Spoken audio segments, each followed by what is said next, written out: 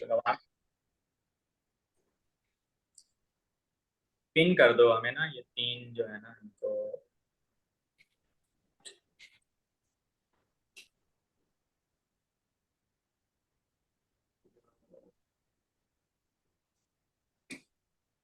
अस्सलाम वालेकुम। मेरा नाम डॉक्टर खिजर है। मैं गाजी खान मेडिकल कॉलेज के बैच 1 से ग्रेजुएट हूँ। अभी मैं as a emergency medical officer intensive care unit, intensive ever care hospital में काम कर रहा हूँ। और मेरे जो आज गेस्ट स्पीकर हैं, एक तो लास्ट टाइम हमारे साथ थे जो सेशन 1 किया था आयरलैंड के पाथवे पे, डॉक्टर अमरगान खालिद। वो आयरलैंड में as a senior house doctor काम कर रहे हैं। और हमारे साथ दूसरे जो गेस्ट हैं हमारे, वो हैं डॉक्टर रिजवान, जो कि as a registrar emergency medical officer Ireland में कह रहे हैं घर काम कर रहे हैं। मैं वेलकम करता हूँ दोनों को। अस्सलाम वालेकुम। वालेकुम वालेकुम सलाम, बहुत शुक्रिया। सलाम, थैंक यू सो मच।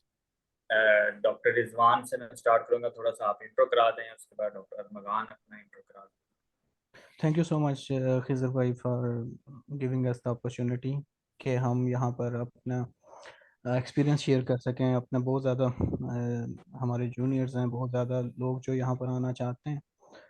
तो उस सिलसिले में ये एक कड़ी है, उसमें सबसे बेसिक चीज़ सीवी के बारे में आपने कहा था कि हमने अब बात करनी है, तो दैट्स वेरी इंपॉर्टेंट। और बाकी मैं अपने बारे में ये इंट्रोडक्शन करवाऊंगा कि मैंने I started as a registrar emergency medicine तो जनवरी 2023 से। तो प्रीवियसली भी मेरा एमरजेंसी में काफ़ी ज़्यादा एक्सपीरियंस था, तो इस वजह से मैंने जब 2023 में एज अ रजिस्ट्रार यहाँ पर स्टार्ट किया था, तो मेरे ख्याल में पहला ही बंदा था जो अब हमारे कॉलेज से जो स्पेशली इस रूट के थ्रू आया हो आयरलैंड में। इससे पहले मेरे ख्याल हमारी एक सीनियर थी, वो एमटीआई रूट के थ्रू यहाँ पर आयरलैंड में काम कर रही थी, लेकिन ये जनरल जी, डॉक्टर रजिस्ट्रेशन महविश जो हैं वो सीपीएस के थ्रू गई हैं हमारे जी साथ जी लास्ट जी वो सेशन। तो अल्हम्दुलिल्लाह everything is going well. But doctor Rizwan, doctor Armaghan, आप लास्ट सेशन में थे, आप इंट्रो करा दें जो न्यूज़पेपर हमारे हमें ज्वाइन किया जिन्होंने। जी, मेरा नाम डॉक्टर अरमगान है और मैं Ghazi Khan medical college G2 के सेशन से हूँ, G4 के सेशन से, सॉरी। तो बेसिकली लास्ट सेशन जो है वो हमने आईएमसी के रजिस्ट्रेशन के ऊपर कंप्लीट किया था कि how we can get the registration through general pathway and MTI pathway, both हमने उसमें कवर किए थे। तो उसके बाद जो रिमेनिंग पोर्शन हमें आज इंशाल्लाह कवर करेंगे कि how to make the CV and how you can build your portfolio and you can improve your portfolio and you can gain the job in Ireland. So basically doctor Rizwan जो है उनको job जो है वो मेरे से पहले मिल गई थी। तो उन्होंने मुझे इस जो है वो पाथवे में बहुत ज़्यादा जो है वो गाइड भी किया है in CV making and in getting the job. So I will also thankful to Dr. Rizwan for helping me a lot. So no worries, you are just brother to me, so तो ऐसे so मैं generally sorry देखें जी, sorry to ये interrupt. Sessions conduct कराने का मतलब भी यही है कि जो सीनियर्स वहाँ पे मौजूद हैं, ठीक है। और मैं स्पेशली ग्रेजुएशन के बाद पहली दफ़ा कॉलेज गया था इस साल। तो मेरा जाने का मकसद यही था कि, वरना तो मैंने सोचा था कभी नहीं जाएंगे, जाने का मकसद ही यही था सेमिनार कंडक्ट कराने का कि आपके सीनियर जो यूके चले गए हैं, जो अमेरिका चले गए हैं, जो आयरलैंड ऑस्ट्रेलिया कहीं भी हैं, वो यहाँ के जूनियर्स को गाइड करते हैं। हमारे पहले 4-5 बैच थे, उन्हीं में से ज़्यादा लोग अब जा रहे हैं। तो इसी तरह हम भी कोशिश कर रहे हैं कि हम इसको कंटिन्यू करें और अपने जूनियर्स को गाइड करते रहें। तो हमारा भी ये कहते हैं एक एलुमनी और हर क्या कहते हैं कंट्री में। और मैं आज जो हमारा टॉपिक है कि लास्ट हमने सेशन में डिस्कस किया था कि आईएम से रजिस्ट्रेशन हासिल कैसे करनी है, कौन एलिजिबल है, किस तरह आपने उसको फॉलो करना है, क्या क्या चाहिए होता है आपको, एक पूरा हमने कंप्लीट सेशन किया था, उसकी रिकॉर्डिंग भी हमने शेयर कर दी थी। आज का जो सेशन है कि आपने आईएम से रजिस्ट्रेशन ले लिया, और कई ऐसे लोग हैं जिन्होंने रजिस्ट्रेशन तो ले ली है, तो उसके बाद रजिस्ट्रेशन लेने के बाद वो जॉबलेस हैं, साल से एम से रजिस्ट्रेशन लेके बैठे हैं मगर जॉब उनको नहीं मिल रही, वो परेशान है कि क्या वजह है कि हमें जॉब नहीं मिल रही। तो उसको हमने प्रोव करने के लिए हमारे जो एक्सपर्ट गेस्ट स्पीकर हैं डॉक्टर अरमगान और डॉक्टर रिजवान को हमने इनवाइट किया है। ये एक्स गाजियन है। डॉक्टर रिजवान G2 बैच के हैं और डॉक्टर अरमगान जो हैं G4 जी बैच के हैं, G3। तो मैं इनका बहुत बहुत शुक्रगुजार हूँ कि इन्होंने अपने बिजी टाइम में से थोड़ा सा टाइम निकाला है। तो मैं स्टार्ट करूँगा डॉक्टर रिजवान से कि जॉब, सबसे पहले तो आपने ये बताना है कि जॉब आईएमसी रजिस्ट्रेशन मिल गई है तो जॉब आपने सर्च कहाँ पे करनी हाँ जी, ये बड़ा आपका वैलिड क्वेश्चन है, क्योंकि आईएमसी रजिस्ट्रेशन करवाने के बाद जो सबसे ज़्यादा पहले टेंशन हम लोगों को हो जाती है, इंक्लूडिंग मी। मुझे जैसे आईएमसी मिली थी तो मुझे ये था कि पता नहीं मुझे नेक्स्ट मंथ ही जॉब मिल जाएगी। तो ये जो प्रोसेस है थोड़ा सा टाइम टेकिंग है, इसमें आपकी पेशेंस बड़ी रिक्वायर्ड होती है। और इसके साथ आपको थोड़ी सी मैं आपको ये भी बताऊं कि गाइडेंस अगर प्रॉपर है तो आपको बड़ी इजीली जॉब मिल जाती है। आल्दो मैं अगर अपनी बात बताऊं तो आई वाज मैं बड़ा वो ना स्टार्ट में था, तो मुझे इतना ज़्यादा पता नहीं था कि सर्च कैसे करनी है, और अगर सर्च कर ली है तो अप्लाई कैसे करना है, अप्लाई कर दिया है अगर इंटरव्यू आ गया तो इंटरव्यू कैसे आपने उसको परसू करना है। तो ये हर एक स्टेप की अपनी इम्पोर्टेंस है। बाकी जो सर्च करनी है, देयर आर डिफरेंट साइट्स जिस पे आप सर्च करते हैं। एचएससी की साइट है जो सबसे ज़्यादा मुस्तनद है, ठीक है, जिसमें सबसे ज़्यादा चांसेस आपके जॉब सिक्योर करने के हैं वो हैं एचएससी। क्योंकि और दूसरी जो हैं कुछ एजेंसीज की साइट्स हैं, जैसे ग्लोबल मेडिक्स हो गया, आयरिश जॉब्स डॉट आई ई, इस तरह वाली साइट्स हैं जिसके अंदर मतलब वो एजेंसी के थ्रू जो है ना हायर करते हैं। लेकिन जो H S C dot I E है उसमें वो खुद एडवर्टाइज करते हैं। रिजोमो भी हो गया, ऑल ऑफ दीज थिंग्स जो है ना ये उसके अंडर आ जाते हैं H S C dot I E की।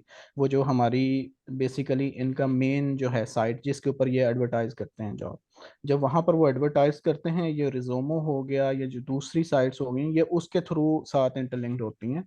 आप उसके थ्रू फिर अप्लाई करते हैं। रिजोमो सेपरेटली इस तरह नहीं आता उसके साथ। अब जब एचएससी पे जाएंगे, कुछ ग्रुप्स हैं हॉस्पिटल के, वो रिजोमो के थ्रू आपकी एप्लीकेशन ले रहे होते हैं, तो वो उस तरह करते हैं। तो सबसे जो मेन है मैं आपको कहूँगा वो है एचएससी। उसके बाद लिंक्डइन हो जाता है, उसके ऊपर काफ़ी एडवर्टाइजमेंट आती हैं। लिंक्डइन पे कुछ प्राइवेट हॉस्पिटल्स होंगे, वो अपने जॉब के लिए एडवर्टाइज वहाँ पर करते हैं। और साथ में जैसे ग्लोबल मेडिक्स हो गया, आयरिश डॉट आई ई हो गया, जॉबल्स, these are there are several sites जहाँ पर आप जा सकते हैं। लेकिन सबसे मुस्तनद मैं जो आपको आज भी कहूँगा वो एचएससी की है। वो इसलिए कि अगर आप किसी एजेंसी के थ्रू अगर आप कोई जॉब अप्लाई करते हैं तो उसमें हॉस्पिटल को ये डिसएडवांटेज होता है कि उसको वो एजेंट को पैसे देने पड़ते हैं हायर करने के लिए। अगर आपके मुकाबले में किसी बंदे ने उसका इंटरव्यू हुआ है जिसने एचएससी के थ्रू अप्लाई किया है, तो वो उसको प्रेफरेंस देंगे बजाय इसके कि उसको जो उन्होंने एजेंसी वालों ने बंदा उनको दिया। उसकी वजह ये होगी कि उनको एक्स्ट्रा पैसे पे करने पड़ रहे हैं। आप मेरी बात समझ रहे हैं ना? इसलिए मैं तो यही सुजेस्ट करता या हूँ कि एचएससी के थ्रू आप अप्लाई करें, उसमें आपके चांसेस बहुत ज़्यादा बढ़ जाते हैं। ठीक हो गया। आपने ये बताया कि डायरेक्ट जो है हम एचएससी जो है मेन वेबसाइट है उसके थ्रू आपने अप्लाई करते एग्जैक्टली। हैं, ठीक है। और उसके उसकी जो आगे फिर सब सब साइट्स हैं जो ये डॉक्टर रमजान ने लास्ट सेक्शन में भी मेंशन किया था कि रिज्यूमो, ग्लोबल मेडिक्स या नेक्स्ट जो एक ऑप्शन है वो है लिंक्डइन, आपने बताया। अब मैं हाँ। डॉक्टर रमजान की तरफ आऊँगा कि जो जॉब सर्च का तो बता दिया कि कहाँ से सर्च करनी है। जॉब सर्च करने के लिए सबसे मेन चीज़ होती है कि आपकी सीवी। सीवी में सीवी मेकिंग बताएं कि सबसे पहले कि सीवी कैसे बनानी है, ठीक है। और सीवी में क्या होना चाहिए, मेन उसका पैटर्न क्या होना चाहिए, वो बताएं डॉक्टर। ओके, वो हम जो है वो सीवी के पैटर्न से जो है वो बेसिकली स्टार्ट करते हैं कि इसके अंदर भी जो सबसे ज़्यादा जो मेरा टाइम जो इसके अंदर सेव हो गया था वो भी ड्यू टू रिजवान भाई था कि उन्होंने मुझे सीवी की गाइडलाइंस और जॉब सर्च करने की गाइडलाइंस सारी मैंने जो है वो रिजवान भाई से ही ली थी बेसिकली। तो मैं अपना वो एक्सपीरियंस शेयर करूंगा कि बेसिकली हम सीवी के अंदर बहुत सारी एक्स्ट्रा चीज़ें जो है वो ऐड कर लेते हैं कि लाइक हमने जो है वो एमबीबीएस किया है, हमने हाउस जॉब की है, हमने जो है वो डिग्री ली है, हमने ओईटी दिया है। ये सारी चीजें सीवी के अंदर हम ऐड करके खाम खा कर जो है वो सिर्फ और सिर्फ पेज जो है वो भर रहे होते हैं। तो सीवी के जो पैटर्न है, बेसिकली जो सीवी है वो आपकी दो तरफ से होके जाती है। जो आपकी सीवी है वो एक तो हॉस्पिटल के एचआर को डायरेक्ट जाती है, उसके बाद वो आपके कंसल्टेंट को जाती है, जो जिसने आपका इंटरव्यू करना है वो आपको शॉर्टलिस्ट करता है। तो बेसिकली जो आपने आईएमसी की रजिस्ट्रेशन ली है उसके अंदर आपने उनको अपनी क्लिनिकल जो आपकी हाउस जॉब है उसको भी पीएमडीसी से वेरीफाई करवा के दिया है, और आपने अपनी डिग्री भी एपिक से वेरीफाई करवा के दिया है, आपने अपनी जो है वो ओईटी का सर्टिफिकेट भी वेरीफाई करवाया, तब आपका आईएमसी एक्टिव हुआ है। तो इन चीज़ों को सीवी के ऊपर बजाय मेंशन करने के आप अपना क्लिनिकल एक्सपीरियंस को फोकस करें। आप जो है वो सीवी के अंदर बिला तुका की चीजें जो है वो मेंशन ना करें। बेसिकली सीवी के अंदर आप क्लिनिकल एक्सपीरियंस ऐड करें। अब एक बंदा है, उसके पास अगर फर्ज करें वो लाइक ये क्वेश्चंस बहुत ज्यादा आते हैं कि मैं मल्टीपल सीवीज बना लूं, एक मैं मेडिसिन के लिए अलग सीवी बना लूं, एक मैं सर्जरी के लिए अलग सीवी बना लूं। तो ये अप्रोच मेरे हिसाब से तो कोई अच्छी नहीं है, क्योंकि एक ही हॉस्पिटल से बहुत सारी जो है वो जॉब्स एडवर्टाइज हो रही होती हैं। तो आपके एक ही एचआर को आप इतनी सारी सीवीज मल्टीपल जॉब्स के लिए मल्टीपल सीवीज भेज रहे होंगे, तो आप उसको बाद में इंटरव्यू में भी डिफेंड नहीं कर सकते। जो आपने एक्सपीरियंस बेसिकली गेन किया हुआ आप उसके अंदर ही ठीक रहें। बाद में जब आपने को जॉब सिक्योर हो जाएगी तो आपको अपने पे स्केल के लिए वो सारे एक्सपीरियंसेस प्रोवाइड करने पड़ेंगे उनको। लाइक मैंने जो जो एक्सपीरियंस पाकिस्तान में किया है वो प्रोवाइड उनको किया है। दूसरी चीज ये है कि हम एक साल के अंदर बहुत सारे एक्सपीरियंस ऐड कर देते हैं, लाइक मैंने फलां हॉस्पिटल में भी काम किया है, फलां हॉस्पिटल में भी काम किया है। मेरी नज़र में सीवी बनाते हुए आपको एक पॉइंट जो मेन सबसे ज्यादा इंपॉर्टेंट जो आपके माइंड में होना चाहिए वो ये है कि आप पाकिस्तान में एज अ कंसल्टेंट बैठे हैं और आपने आयरलैंड से एक एसएचओ हायर करना है। ठीक है, अब आपको नहीं पता कि आयरलैंड के अंदर कौन सा सिटी अच्छा है कौन सा नहीं अच्छा है, तो आप सिटीज पे और हॉस्पिटल के नेम पे ज्यादा फोकस करते हैं कि मैंने अलाइड हॉस्पिटल से या मियो हॉस्पिटल से काम किया है, सर्विसेज से काम किया है। तो इन चीजों पे फोकस करने के बजाय आप अपने क्लिनिकल एक्सपीरियंस के ऊपर फोकस करें कि आपने एक हॉस्पिटल से क्या क्या स्किल्स गेन की हैं और आपने एक हॉस्पिटल में कितनी देर वर्किंग की है। 2-2 3-3 महीने वाले एक्सपीरियंस से अवॉइड करें, लंबे एक्सपीरियंस ऐड करें। लाइक मिनिमम 1 ईयर का एक्सपीरियंस जो है वो आप एक हॉस्पिटल का ऐड करें, ताकि जो कंसल्टेंट है उसको भी पता चले कि इस बंदे ने एक हॉस्पिटल में 1 साल काम किया, तो यहाँ से इसने कुछ लर्न किया है। हाँ, मैं 2-3 सीवीज रिव्यू कर रहा था तो उसने एक ही साल के अंदर 5 हॉस्पिटल्स के नाम लिखे हुए थे। तो वो एक वैलिड पॉइंट नहीं है कि अभी आप 2-2 महीने 3-3 महीने एक हॉस्पिटल से कुछ भी लर्न नहीं कर सकते, कुछ भी गेन नहीं कर सकते। तो मुझे तो 1 महीना तो हॉस्पिटल के रास्ते याद करने में लग गया था यहाँ पे आके। तो दूसरी चीज ये है कि हम सीवी को इम्प्रूव कैसे कर सकते हैं। आप बेसिकली अपने क्लिनिकल एक्सपीरियंस के साथ सबसे पहला पॉइंट उसमें यही होगा कि जो आपने हाउस जॉब के बाद अपना टर्शरी केयर में वर्क किया है, हाँ गवर्नमेंट हॉस्पिटल में या प्राइवेट हॉस्पिटल में वर्क किया है, बीएचयू है, आरएचसी है, कोई भी प्राइवेट डिस्पेंसरी है, जहाँ पे भी आपने वर्क किया है आप उसको लाजमी तौर पर ऐड करें। आपने अपनी सीवी के अंदर कोई भी गैप नहीं देना। हाउस जॉब के बाद 15 डेज के अंदर अंदर आपने कोई ना कोई जॉब स्टार्ट करनी है। अगर कोई गैप है तो उसको फिर आप अपनी एग्जाम के थ्रू फिल करें कि मैंने उस टाइम में कोई ना कोई एग्जाम दिया है। सेकंड चीज, आप अपनी सीवी के अंदर जितनी देर आप आपकी आईएमसी रजिस्ट्रेशन को लग रही है तो वो आप अपना टाइम ज़ाया ना करें। उसके अंदर आपको जॉब गेन करने के लिए जो सबसे इंपॉर्टेंट चीजें हेल्प करेंगी वो मेंबरशिप एग्जाम है। आप बेशक पार्ट 1 मेंबरशिप का दे लें, लाजमी तौर पर वो दें। कोई ना कोई रिसर्च कर लें, अगर खुद नहीं कर सकते तो किसी की हेल्प लेके रिसर्च कर लें और उसको अच्छी तरह से फिर स्टडी कर लें। कोई ना कोई आर्टिकल जो है वो किसी भी न्यूज़ के अंदर जो है वो आप ऐड कर सकते हैं। कोई ना कोई आप जो है वो रिसर्च पेपर होगा, कोई आर्टिकल हो गया। इंटरव्यू के अंदर आपसे ये तक भी क्वेश्चन पूछा जाता है कि अगर आपने कोई रिसर्च नहीं की तो आपने पिछले 2 या 3 साल के अंदर कोई ना कोई आर्टिकल या रिसर्च पेपर रीड किया है। कोई ऐसा आप आर्टिकल या रिसर्च पेपर का जो ऑथेंटिक हो उसका नाम हमें बताएं जो आपने किसी भी टॉपिक के ऊपर लास्ट 2 या 3 ईयर्स में रीड किया हो। ये क्वेश्चन उन्होंने मेरे से किया था। आप क्लिनिकल ऑडिट ऐड कर सकते हैं। क्लिनिकल ऑडिट बहुत आसान है करना, पाकिस्तान में आप किसी की भी हेल्प लेके क्लिनिकल ऑडिट ऐड कर सकते हैं। इन चीज़ों की यहाँ पे बहुत ज़्यादा वर्थ होती है कि आप एटलीस्ट जो है वो एक लर्निंग पर्पज के साथ ऐड हैं। सेकंड थिंग जो पूछी जाती है कि प्लैब और अगर मैंने जो है वो एएमसी का या एमएलई का किया हुआ है पार्ट 1 या पार्ट 2 तो वो मैं अपनी सीवी में ऐड कर सकता हूँ। आप जरूर ऐड कर सकते हैं, लेकिन उसका आपको कोई प्लस पॉइंट इतना नहीं मिलता, बिकॉज वो एक लाइसेंसिंग एग्जाम है, वो मेंबरशिप एग्जाम नहीं है। वो आपने इसी तरह ही है जिस तरह आपने आईएमसी लिया है रजिस्ट्रेशन विदाउट एग्जाम, तो वहां पे लेने के लिए आपको एग्जाम की जरूरत है। तो वो बेसिकली विद एग्जाम एक लाइसेंसिंग आपको जो है वो एग्जाम्स देने पड़ रहे हैं, तो वो आप उसको जो है वो ऐड करें, लेकिन उसके आपको इतना कोई बेनिफिशियल वो चीज़ें नहीं होती। तो उसके साथ आप अपनी कोई एक्स्ट्रा करिकुलर एक्टिविटीज भी ऐड कर सकते हैं। और उसके बाद आप अपने 2 रेफरेंसेस जो आपके ऑथेंटिक रेफरेंसेस है कंसल्टेंट के पाकिस्तान से, वो आप अपने लाजमी ऐड करें। और अवॉइड करें आप बिला तुका की चीज़ें अंदर ऐड करने से, ज़्यादा रंग भरने से। सीवी को बिल्कुल सिंपल रखें, स्ट्रेट रखें और अपने जो एक्सपीरियंसेस जहाँ जहाँ से भी आपने किए हैं उनको लाजमी तौर पर ऐड करें। तो मेरे पास बेसिकली वहाँ से पाकिस्तान से सिर्फ 2 एक्सपीरियंसेस थे। और 3 साल मैंने काम किया था, तो 1.5 ईयर ईच जो है वो मेरे एक्सपीरियंसेस थे, तो वही मैंने ऐड किए थे। और उसके साथ मैंने जो है वो एक जो ऑडिट है उसके अंदर पार्टिसिपेट किया था, वो मैंने ऐड किया है। और साथ में मैंने जो है वो सिंपल जो है वो ACLS और BLS जो है वो आप लाजमी तौर पर पाकिस्तान में से कहीं ना कहीं से कर लें। बेशक वो AHA सर्टिफाइड ना हो, लेकिन ये है कि एटलीस्ट वो आपको आना ज़रूर चाहिए। अगर आपसे इंटरव्यू में पूछा जाता है तो आपको वो ACLS और BLS के बारे में जो है वो डिटेल्ड नॉलेज ज़रूर होना चाहिए, वो आपको बहुत ज़्यादा हेल्प आउट करेगा। ठीक हो गया बाकी जो डॉक्टर भी चीजें अरमान। इसमें हैं वो रिजवान भाई आपको और भी चीजें इसमें गाइड कर सकते हैं कि उन्होंने अपनी CV में और उन्होंने अपने इंटरव्यूज के अंदर जो चीजें जो हैं वो एक्सपीरियंस की हैं। ठीक हो गया डॉक्टर अरमान ने जो हमें बताया है कि मेन जो चीज़ है कि आपने सफ़े नहीं भरने, जो पाकिस्तान में ट्रेंड है। आपने टू दी पॉइंट जो है CV लिखनी है कि आपका क्या कहते हैं, कोई अगर एग्ज़ाम है पास तो उसको मेंशन कर सकते हैं। क्लिनिकल एक्सपीरियंस जो है आपने जहाँ भी काम किया है उसको, वो छोटे छोटे एक्सपीरियंसेस नहीं होने चाहिए, लेंथी एक्सपीरियंस चाहिए ताकि उनको लगे कि आपने कोई लर्निंग हासिल की है, कहीं से आपने लर्न किया है। उसके अलावा आप उसमें कोई टीचिंग सेशन कराया है उसको भी ऐड कर सकते हैं, कोई क्वालिटी इंप्रूवमेंट बिल्कुल प्रोजेक्ट किया है, कोई ऑडिट किया है उसको ऑडिट ऐड कर सकते हैं।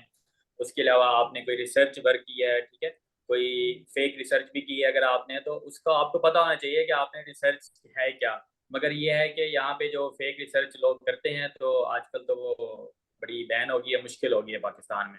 अगर आपने कोई मैं हाँ जी रिसर्च किया है, किसी में नाम भी आया है, तो आपको उस जर्नल का, उसके बारे में फिर रिसर्च का पर्पस वो सारा कुछ होना चाहिए। कि अगर आप पकड़े गए कि आपने फेक किया है तो वो एक बहुत क्या कहते हैं नेगेटिव पॉइंट होगा। ये बात याद रखनी है, जैसे कि पाकिस्तान में फेक रिसर्चेज हैं तो उसको आप क्या कहते हैं फिर वहाँ पे क्लैरिफाई और उसको डिफेंड भी बिल्कुल। करना इसमें चाहिए मैं वहाँ एक पे। पॉइंट ऐड करूंगा आपका कि बेसिकली जो आपसे रिसर्च के बारे में क्वेश्चन होता है ना, वो आपकी रिसर्च के टॉपिक के बारे में क्वेश्चन नहीं वो करते, वो आपकी रिसर्च के मेथोडोलॉजी के बारे में क्वेश्चन करते हैं कि मेथडोलॉजी। आपने रिसर्च की कैसे है।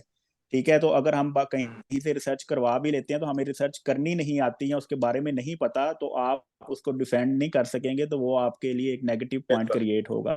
और सेकंड एक लास्ट थिंग मैं ऐड इसमें करना चाहूंगा कि CV जो है ना, बेसिकली आयरलैंड के सिस्टम के अंदर भी एक सैचुरेशन हो रही है अब काफी ज्यादा। अभी रिसेंटली मैं अपने कंसल्टेंट के साथ बैठा हुआ था, तो एक रजिस्ट्रार की पोस्ट यहाँ पे उन्होंने निकाल ली है, तो उसके अगेंस्ट 200 CVs आई हैं। 200 सीवीज उसके अगेंस्ट आई हैं, और वहां पे उन्होंने सिस्टम को स्टॉप लगाया कि बस इतनी सीवीज ही दें। और उसमें से उन्होंने सिर्फ 10 से 12 सीवीज जो है उनको शॉर्ट लिस्ट करना है, और 1 या 2 बंदे जो हैं वो पैनल पे रखने हैं एंड तक, उसमें से 1 या 2 बंदे उन्होंने हायर करने हैं। तो बेसिकली यहाँ पे भी अब काफी ज्यादा सैचुरेशन हो रही है, तो आप अपनी CV इस हिसाब से बनाएं कि कंसल्टेंट अगर आपको 5 मिनट या 10 मिनट आपकी CV को दे रहा है, तो वो उसमें से मेन पॉइंट क्लिक फौरन कर सके कि इस बंदे ने ये मेंबरशिप एग्जाम या दिया है। वो डिटेल लिखेंगे तो उसको हर लाइन वो नहीं पड़ेगा। और दूसरी चीज यही है कि CV सिर्फ और सिर्फ आपको शॉर्ट लिस्ट करवा सकती है, आपकी शॉर्ट लिस्टिंग का प्रोसेस जो है ना वो आपकी CV के साथ जो है वो रिलेटेड है। देन जो जॉब आपने सिक्योर करनी है वो आपकी सारी की सारी आपके इंटरव्यू के ऊपर डिपेंड करता है कि आप उसमें कैसा परफॉर्म करते हैं। तो उसके बारे में फिर आपको रिजवान भाई अभी गाइड करते हैं कि इंटरव्यू में आपने किस तरह परफॉर्म करना है, और कुछ पॉइंट्स जो ठीक हो CV के गया। अंदर रह गए हैं। अच्छा, मैं आई ठीक है, want to thank you very add much to doctor things. Rizwan. मैं डॉक्टर रिजवान से ये कहूँगा कि इसमें जो चीज़ें मिस हो गई हैं वो ऐड कर दें। और कि CV किस बेस पे शॉर्ट लिस्ट होती है, मेन चीज़ क्या देखते हैं आप? अब एज रजिस्ट्रार काम कर रहे हैं, आपके पास भी अब ये HOD आपको भी काम देता होगा शॉर्ट लिस्टिंग का, इस तरह होता है कि वेल वो डॉक्टर थोड़ा सा। Khizar, I just want to add few things in this के। एक तो ये है कि हम ना CV बनाते हैं, हमें फॉर्मेट का ही नहीं पता होता है कि CV बनानी कैसे है। ठीक है, बिल्कुल। लोग वर्ड पे बनाना खुद शुरू कर देते हैं। मतलब मेरे से जब भी कोई भी पूछता है तो मैं उसको एक बात करता हूँ कि भाई, अगर आपने जॉब लेने जानी है तो CV वो टूल है जिसने आगे जाना है, आपने खुद नहीं जाना। आपने CV को इस तरह बनाना है कि उसको ये लगे कि ये वही बंदा है जिसको मैं तलाश कर रहा हूँ। समझ रहे हैं आप? बिल्कुल CV का ये काम है कि ये वही बंदा है जिसको मैं तलाश कर रहा हूँ, और इसमें आपने उस तरह की चीजें डालनी है जो उसके जॉब, आप जब भी जॉब, जो भी जॉब के लिए अप्लाई करें, आप ज़रूर जॉब डिस्क्रिप्शन को पढ़ें। ये मैं आप हर एक बंदे को जो भी अप्लाई करता है उसको मैं ये सुजेस्ट करता हूँ, whenever you are applying for any job, just go into the job description and go through all of that, and then relate that thing with your CV, कि आइदर कि आपने वो जो चीजें उनको रिक्वायर्ड हैं वो आपकी सीवी में मौजूद हैं भी कि नहीं है। ठीक है, अगर वो चीजें नहीं मौजूद तो 100% you are not gonna get short list for that job, तो वो आपको शॉर्टलिस्ट नहीं करेंगे, because they have plenty of options. और यहाँ पर स्पेशली इन आयरलैंड आजकल पाकिस्तानी बहुत ज़्यादा हो गए हैं, एंड सुडानी, ये वो कंपटीशन बहुत ज़्यादा हो गया है। मतलब it's not that simple nowadays to get a job as it use to be, and we were few lucky one who got job easily, otherwise nowadays it has become a very difficult job to be honest। और मैं आपको यही कहता हूँ कि job description को पढ़ें, उसको पढ़ें और उस चीज को, उन्हीं वर्ड को अपनी सीवी में इस्तेमाल करें। ये मैं ट्रिक बताता होता हूँ जो भी मुझसे पूछता है।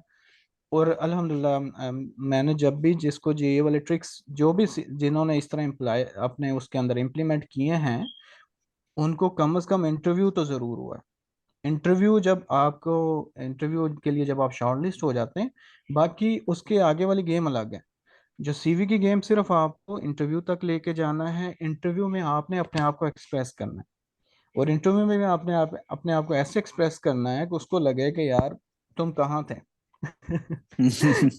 तो तो ये वो हाँ। मैं, मुझे मुझे याद है कि मुझसे एक के मेरे दोस्त ने पूछा कि यार मेरा इंटरव्यू है, तो मैं उसको मतलब क्या जवाब दूं। मैंने कहा यार उसको ऐसा आपने जवाब देना है कि उसको लगे कि आपके बगैर हॉस्पिटल गिर जाएगा, हॉस्पिटल को सिर्फ अगर कोई बचा सकता है तो वो आप ही हैं, मैं अदरवाइज। ये तो मेरा असूल रहा है कि मैं जब भी इंटरव्यू देने गया हूँ ना, तो मैंने उनको कहा है कि जो तुम लोगों को रिक्वायरमेंट चाहिए ना, मैं वही बंदा हूँ।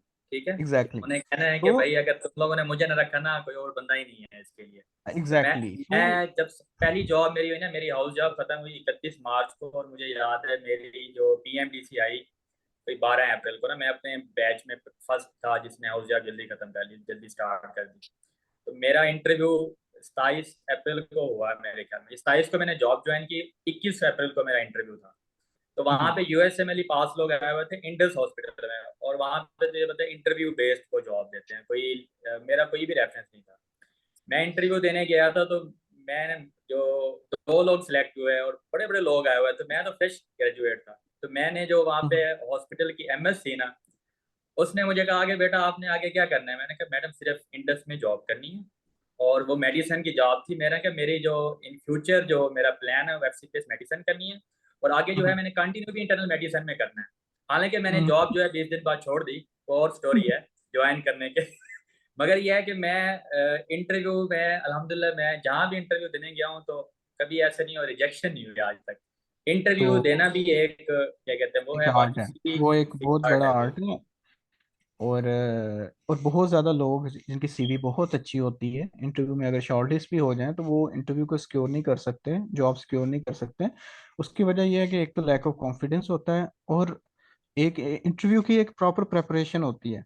खैर उसके बारे में बाद में आएंगे, पहले तो मैं कहता हूँ कि सीवी को जो है ना उसमें बता दें। और सीवी में जैसे ये अरमगान ने भी मेंशन किया है कि अगर आपका 2 महीने का एक्सपीरियंस है and you are keep on switching your job more frequently, तो it shows you are not the person जिस पे वो ट्रस्ट कर सकें कि आप लॉन्ग टर्म उनको सर्व कर सकें। ठीक है, यहाँ पर एक मसला यह है कि वो आपके ऊपर 1,000 यूरो खर्च करके जो वर्क परमिट आपको 2 साल का दिलाएंगे, उनकी ये कोशिश होती है कि वो 2 साल जो आप पे 1,000 यूरो उन्होंने लगाए हैं वो आपसे ही रिट्रीव करें, आपको 2 साल तक के बिल्कुल। लिए रखें यहाँ पे।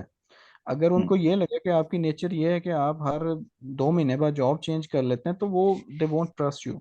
ठीक है, वो आपको लगेगा कि ये इतना सीरियस नहीं है अपने उसको लेकर, जॉब को ले, तो वो एक नेगेटिव इम्पैक्ट जाता है उस चीज़ का भी। अच्छा, बाकी दूसरा मैं ऐड करना चाहूंगा कि सीवी जो है ना, मुझे तो बिल्कुल भी बनानी आती। लास्ट ईयर मैंने ना एक मतलब दोस्त थी यार, उससे सीवी बनवाई। तो उसने, वो क्योंकि काम कर रहा था, उसने मुझे, मैंने पूछा क्या, उसने कहा मैं हम ना ये इंटरनेशनल कोई ऑर्गेनाइजेशन के साथ काम करता हूँ, हम सीवियां बनाते हैं। मैंने कहा सीवी भी बनानी, पेड बनती है।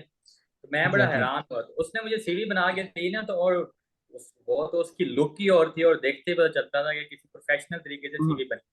तो आप एग्जैक्टली जहाँ पे मैं इतना आपको खर्चा करके बैठे हैं, तो आप 2-3 हज़ार खर्च करके सीवी भी बनवा लें तो वो भी बेहतर होगा। आप उसको अच्छा अपनी वो जो एक्सपीरियंसेस है वो वो बताएं।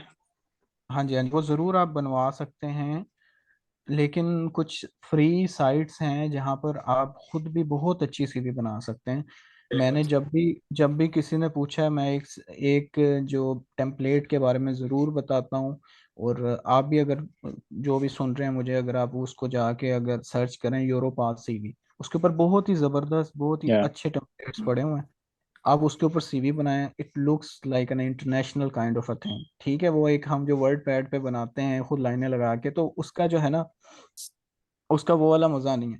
और मैं अपना एक्सपीरियंस बताऊं आपको, मैं पाकिस्तान में था तो उस टाइम मैं शेख जायद में ही काम कर रहा था। तो मैंने, अच्छा, पाकिस्तान में रह के मैंने ना ये एफसीपीएस मेडिसिन वगैरह भी दिया हुआ था, क्योंकि हम थोड़े से ना ओसीडी भी है ना हम लोगों को। हमें ये है कि हर चीज़ को सिक्योर करके जाना है ना। थोड़ा सा हम वो वाले नहीं होते कि यार ठीक है जो कर रहे हैं बस वही करेंगे।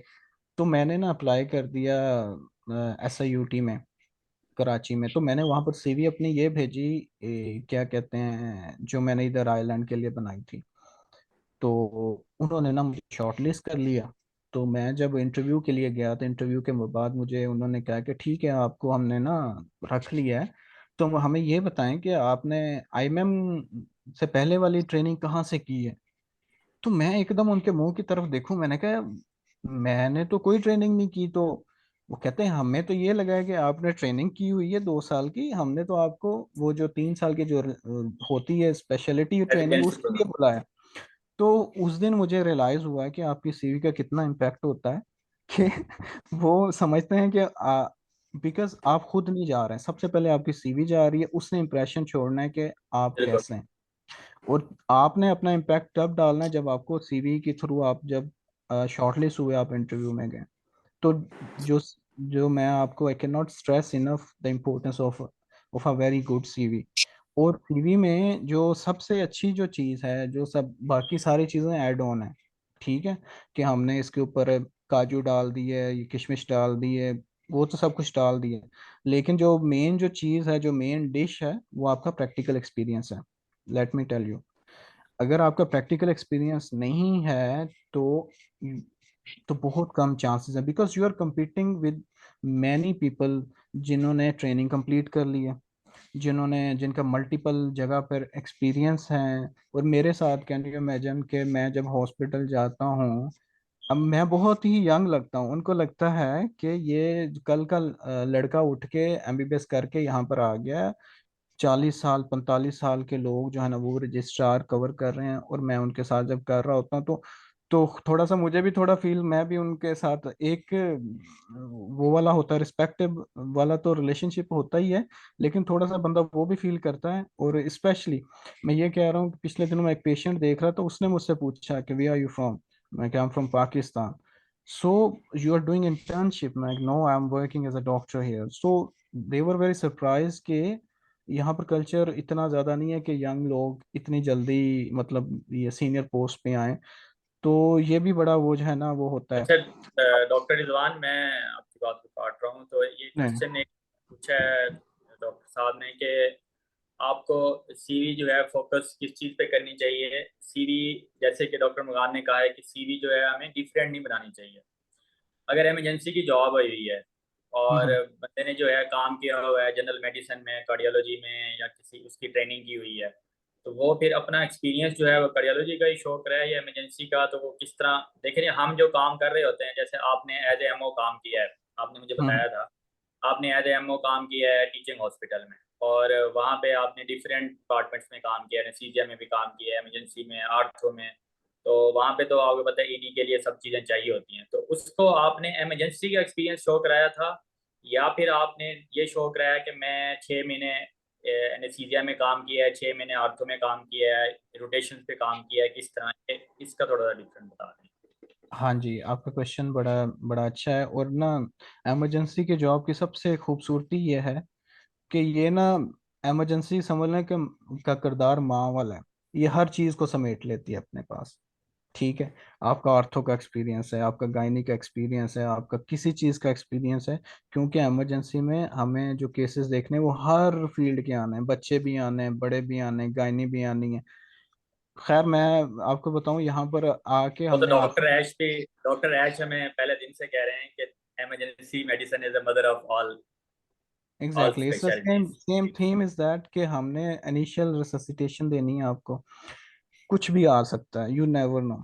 और आपकी जॉब बड़ी रोलर कास्टर चल रही होती है कि एक टाइम आप कोई कुछ देख रहे हैं, कोई बच्चा देख रहे हैं, नेक्स्ट टाइम कोई प्रेगनेंसी वाली आ गई है, आप उसको देख रहे हैं, आप मेडिसिन देख रहे हैं, आप सर्जरी देख रहे हैं, आप आर्थो देख रहे हैं, आप रिडक्शन कर रहे हैं, डिसलोकेशन को वो आप रिड्यूस कर रहे हैं। मतलब आपको हर चीज कुछ, अब मैंने I been working in urology as well. अब यूरोलॉजी के डिफरेंट चीजें आ जाती हैं यहाँ पर, टॉर्जन आ जाता है, torsion although it go straight to the theatre, लेकिन आपको पता तो होना कि कैसे उसको वो करना है। अब कुछ लोगों को बिल्कुल भी वो उस चीज का भी अंदाजा नहीं होता, बहुत सी चीजें।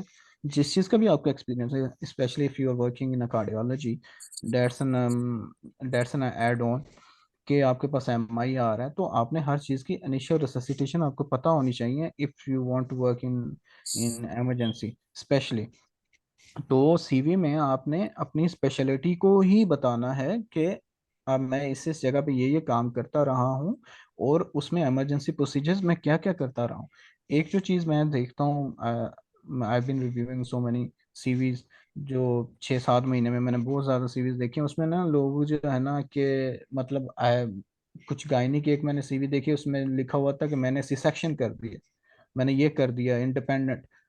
तो यहाँ पर सेफ प्रैक्टिस को बेसिकली वो प्रायोरिटाइज करते हैं, बजाय इसके कि आपने इंडिपेंडेंट किया हो। Never ever mention that thing, I been working under supervision of the consultant. ठीक है, I been working under the supervision of a registrar. तो you should portray yourself as a team man rather than being a hero. Just be a good team man, they will consider you more. Otherwise अगर आप ये कहें कि जी मैंने ये किया, मैंने नहीं किया, तो they will take the impression like you are not a safe doctor. ठीक है। Yeah. आपको आपको if if you are portraying yourself, just try to portray a good team man who can be very useful, like in their team, especially here in Ireland. As you know, Armagan, you must be working under a registrar, and the registrar must be Yes. working under consultant. Consultant. So Yes. yeah, everything goes like in a chain. A patient comes to Yes. you. Okay, if you find anything difficulty, you will go to the registrar, you won't go directly to the consultant. So Yes. then if if the registrar is unable to cope up with that, तो वो जाएगा consultant के पास, consultant फिर उसको deal करेगा। तो ये इस तरह करके जाती है, बजाय इसके कि आप उस चीज को यहाँ पर रैशनली ट्रीट करके खुद कहें कि मैंने यहाँ पर ये बट कर आप देना, तो आपने ऐसा ये नहीं कहा है करना। कि जो एक्सपीरियंसेस हैं आप डिफरेंट, जहाँ पे आपने इस डिपार्टमेंट में काम किया एग्जैक्टली, है तो आप उसको यू शुड ऐड बी कर सकते हैं, ठीक है। यू शुड बी वेरी और फेयर। दूसरा ये है कि आपने जो आम जबान में कहते हैं कि आपने ये नहीं कहना कि मैं ऑल इन ऑल था, आपने दूसरा ये कि एग्जैक्टली, कंसल्टेंट के अंडर काम किया आपने, ठीक है। इसको एग्जैक्टली। मैं डॉक्टर मगान की तरफ आऊँगा, तो मैं मेरा क्वेश्चन ये है कि जो गैप्स हैं आपके एक्सपीरियंसेस के दरमियान, जैसे मैंने THQ इमरजेंसी कर रहा था, मैंने स्किप कर दिया, तो अब मैं वेटिंग पोस्टिंग हूँ कोई 5 मंथ्स है, 4 मंथ्स है। Okay. तो मैं Okay. इस गैप को मैं कैसे कवर करूँ, इसको कैसे कवर करूँ, एक्सपीरियंस में जो गैप्स हैं इसको कैसे कवर करूँ, और कितना गैप जो है Like वो मैटर नहीं करता, ये चीज़ भी, कितना गैप मैटर नहीं like करता, जो 15 दिन 20 दिन। जैन ओके, जो बेसिकली जो जॉब के अंदर गैप्स हैं बेसिकली वो नॉट मोर देन 15 डेज होना चाहिए। लाइक आफ्टर हाउस जॉब, अगर आपकी 1 मई को हाउस जॉब खत्म हो रही है तो 15 मई से आपने उसको कोई ना कोई जो है वो एक्सपीरियंस के साथ स्टार्ट करना है, या आप उसको कोई ना कोई एग्जाम दे सकते हैं। लेकिन एग्जाम की प्रिपरेशन के लिए भी आप I think more than 1 month utilise नहीं कर सकते। तो अगर आप फर्ज करने लिखते हैं कि मैं FLPS I part want to 1 दिया interrupt है। in this, if you okay. don't mind. I just want to add on this. Okay. अच्छा, बहुत से लोग जो हैं, especially in the Pakistan, the job condition is very worst. ठीक है, you can't secure a job in 15 days. ठीक है, बहुत से लोग ये यस। सुन के बेचारे मायूस हो जाएंगे कि यार पता नहीं हमारा एक्सपीरियंस, हमारा इतना गैप आ गया तो पता नहीं हमारे साथ क्या हो जाएगा। तो ये बातें किताबी हद तक तो ठीक है यार, इतना गैप नहीं होना चाहिए, practically things don't go like this. ठीक है, मैं ओके। स्पेशली मैं अपनी बात करूं कि मेरी हाउस जॉब ख़त्म हुई थी 15 मई को, 2019 को I secure a job in नवंबर। कितना गैप था, कुछ 4-5 महीने तकरीबन बन जाते हैं। तो मैंने उसको कैसे फिल किया, मैंने स्पेशली उसके अंदर मेंशन कर दिया कि मैंने आई टुक अ स्टडी ब्रेक। ठीक है, आप उसको सिंपली स्टडी ब्रेक में 4 महीने हो, डजंट मैटर, हाँ साल ना हो, पता चले 2 साल का है तो आप कहें जी स्टडी, वो कहेंगे कौन से आपने MRCOG निकाले हुए हैं, MRCP निकाले हुए हैं, वो हमें दिखाएं, तो वो एक अलग बात हो जाती है। अगर 2-3 महीने, डजेंट मैटर। हमें भी पता है कि यार फॉरेन जॉब नहीं मिलती, ठीक है, फॉरेन पाकिस्तान में इतने अच्छे हैं, अनटिल अनलेस कोई आप MNA के बेटे हो तो फिर शायद फॉरेन से मिल जाए अगले दिन, अदरवाइज आपको जॉब नहीं मिलती। और ये मैं आपको एक इंटरेस्टिंग चीज़ मैं बताने लगा हूँ यहाँ पे। तो मैं I was working Sheikh Saad hospital, तो मेरा एक हाउस ऑफिसर था, तो वो एक जज का बेटा था, तो ना क्लियरेंस करवा रहा हो, तो उसके पास मेरे पास आया कि यार रिजवान भाई, मैंने अभी क्लियरेंस तो करवा ली, मेरा PMDC नहीं आया, तो मेरी जॉब है परसों से स्टार्ट। मैंने कहा यार डूड, तुझे जॉब कैसे मिल गई, मतलब नहीं यार, मैंने कहा इंटरव्यू तो अभी हुए ही नहीं PHFMC के, वो उसको कोई RSC में कोई जॉब मिली। कहता है उसके लिए इंटरव्यू भी देना पड़ता है। तो आई वॉज सरप्राइज। मैं कहा हाँ, ये बात तो है कि इंटरव्यू सिर्फ हम जैसे लोगों के लिए होता है, यहाँ सिर्फ वो एक दिखावे की चीज होती है, अदरवाइज जिनको मिलनी होती है उनको नेक्स्ट डे पे भी मिल जाती है, डिस्पाइट कि आपके पास प्रैक्टिस, मतलब वो लाइसेंस है, प्रैक्टिसिंग लाइसेंस के नहीं, वो एक अलग बात है। वो से लोग, मुझे लगता है ठीक अगर हो कोई गया देख डॉक्टर रहा है। रिजवान, आप ये कह रहे हैं कि 2-3 मंथ्स का एक्सपीरियंस है, 6 मंथ्स तक एग्जैक्टली, आप उसको एग्जैक्टली, कवर कर सकते हैं जिसमें especially आप you अपनी can cover बिल्कुल एप्लीकेशन like दे this, सकते like you've been preparing for FCPS, maybe MSMD, something like that, you can give that reason in that portion। हाँ, लेकिन कोशिश ये करें हैं। कि रीजन और नहीं मिल सकता तो चलें आप कोई प्राइवेट क्लिनिक का ही बना दें कि आई बीन वर्किंग भी समवेयर, तो वो भी दूसरा एक मेरा क्वेश्चन ये है कि डॉक्टर मगान से मैं करूँगा क्वेश्चन कि प्राइवेट हॉस्पिटल का एक्सपीरियंस ज़्यादा काउंट होता है, गवर्नमेंट का, या ये मैटर नहीं करता, टीचिंग का काउंट होता है? अगर कोई BHU में काम कर रहा है, RSC में काम कर रहा है, तो अगर कोई बंदा RSC में काम कर रहा है, ठीक है, और वहाँ पे वो प्रोसीजर कर रहा है, ठीक है, उसको प्रोसीजर आते हैं, उसको ENT के प्रोसीजर आते हैं, उसको कोई उसने वर्कशॉप अटेंड किया, प्रोसीजर अपने स्किल्स में लिख सकता है कि मैंने यहाँ पे ये काम किया, या सिर्फ आपने एक्सपीरियंस लिखना है कि मैं एज ए मेडिकल ऑफिसर काम किया है? इसको थोड़ा एक्सप्लेन कर देंगे। प्राइवेट, गवर्नमेंट और क्लिनिक, अपने क्लिनिक पे काम कर रहे हैं, जैसे दुबई में आप अपने क्लिनिक पे भी काम कर रहे हो तो वो एक्सपीरियंस काउंट हो जाता है DHA के लिए, तो आयरलैंड में क्या इसका क्या वो है? जी बिल्कुल, इसके बारे में मैं यही आपको बता रहा हूँ कि बेसिकली सिर्फ आयरलैंड में जो है वो जितने भी ये लोग हैं ये दो एक्सपीरियंस मांगते हैं, एक टीचिंग एक्सपीरियंस और एक नॉन टीचिंग एक्सपीरियंस। तो जो टीचिंग एक्सपीरियंस है वो आप सिर्फ एक टीचिंग हॉस्पिटल से ही प्रोवाइड कर सकते हैं जहाँ पे साथ में मेडिकल टीचिंग हो रही है, जहाँ पे कोई मेडिकल कॉलेज साथ में अटैच है पाकिस्तान में।